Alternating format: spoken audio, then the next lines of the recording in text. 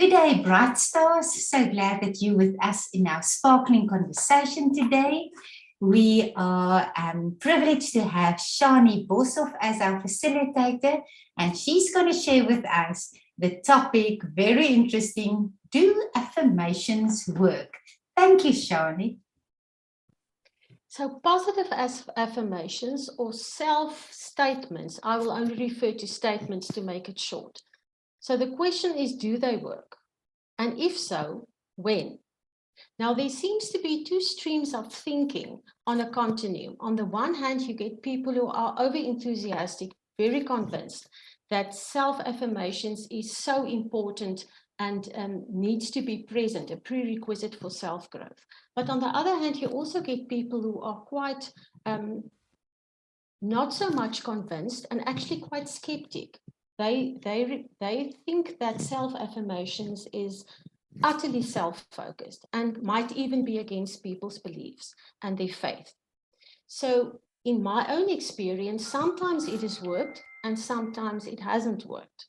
So if we look at research, perhaps that can give us a little bit of an understanding whether it works or not. Let's start off by seeing what mindset, let's start seeing by what the meaning can be of statements. So statements are actually only phrases that you speak out either silently or out loud, and you use those specifically to create a healthy habit or belief, or on the other side, if you want to change a thought or a behavior pattern.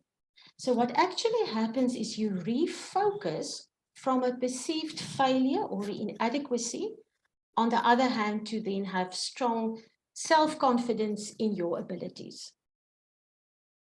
But how does it actually work? So the answer lies in neuroplasticity, and that's a word that we've heard from Caroline Leaf a few times. In this context, neuroplasticity only refers to the fact that the brain can adapt in different circumstances to throughout your life. Now, I have 3 examples of when the brain actually helps you or doesn't help you with self-affirmations. The first one is, the brain sometimes gets a little bit mixed up with reality and imagination. And this is an aspect that actually works very well for self-affirmations. Secondly, it seems that when you create a mental image of a situation that you will find yourself in, like say an interview that's coming, then the same areas of the brain are actually activated than when you are in that situation within that interview itself. So that's very powerful, and that power is used then when using the statements or self-affirmations. And then the regular repetition of a statement, the regular repetition, let the brain think that this is a fact. And because the brain now perceives it as a fact, it's more likely that action will actually follow. So to come back to the key questions, do affirmations work? Or do affirmations or self-statements not work? And let's start off with the latter. So when you are trying to bring about inner change, and you are not yet positive or in a growth mindset, self-affirmations will not work. And the reason for that being, if you don't believe in the affirmation or statement, then it's like arguing with your brain. And we all know that the brain likes the paths it knows, it's known. It doesn't like to move without its comfort zone. So if your brain doesn't believe that, the self-affirmation wouldn't really come to anything. The second one is, if you are trying to escape from negative, deep negative inner convictions, then affirmations would also not work. So let me use an example. if you believe that you are unlovable, to have the self-affirmation, I am lovable, is not going to convince you. What's actually going to happen with your brain is, because it's such a deep inner conviction that you do have, it's going to dismiss that self-affirmation, and in the process, most likely reinforce your original inner conviction or lie that you had. So in those circumstances, statements or self-affirmations will actually not work.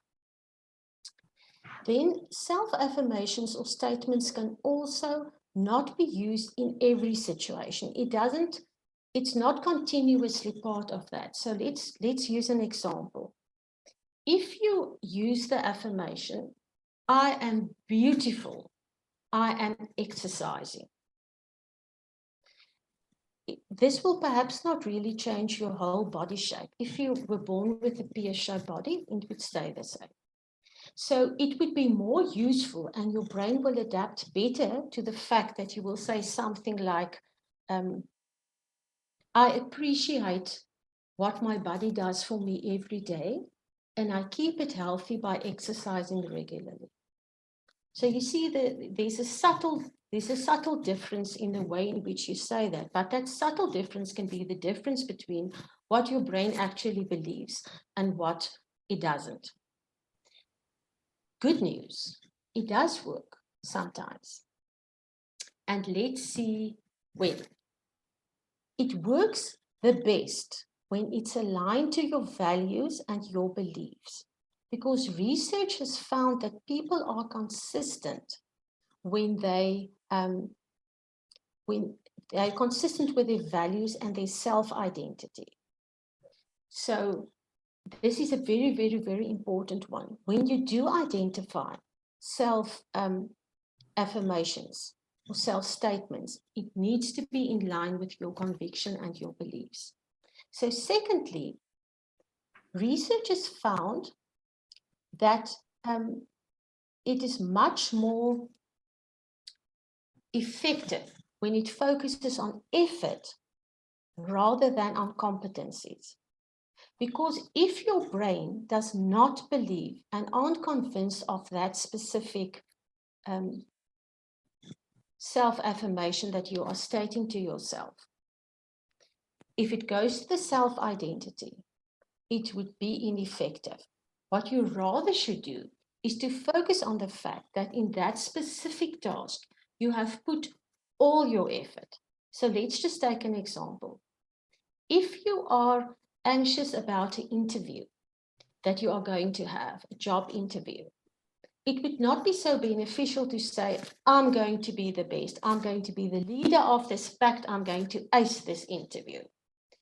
Rather than focusing on, I have all the experience and skills, I've read through the advertisement, I comply with all the requirements, I've read through the key performance areas of the job, I can do this. You will, of course, put that in a shorter sentence, but that's just the meaning of the self-affirmation, focusing rather on the effort than on the competence. You will need to, for a self-statement to work, you will need to practice it regularly. And whilst practicing it regularly, it will become a habit. If it's a one-off or only now and then, a statement will not work. And then lastly, it is interesting for me that it seems that social pressure plays a part to which extent self-affirmation leads to action.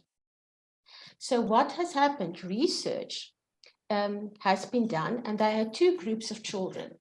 So in the one group, the researchers gave the affirmations to the children, they repeated the affirmations, and that led to significant action. In the second instance, they did precisely the same, but in a dark room. And when the children couldn't see each other, that is when there was a significant decrease in the results. leading to their suggestion that social pressure plays a good role. Now, we always refer in Brightstar to it as being accountable. When we do statements, we actually say it aloud, we discuss it in the group, we think about that, and then we say, let's keep each other accountable. So for me, that is the same as social pressure. When you think about it, your statements, and you think about it deeply and clearly, when you connect it to your values and you find your own words that is true to yourself in the language that you will use, that's another opportunity for the affirmations to really become effective. So, can affirmations work? Yes, it can. But it's only a starting point or a self-help tool. And it's important to remember that it isn't the self-affirmations that is the magic power. It isn't the affirmations that brings about the change. It is you that is changing, and it is you that is growing. So think about how statements can change your life, when it can change your life, and how you can align it with your values. Thank you.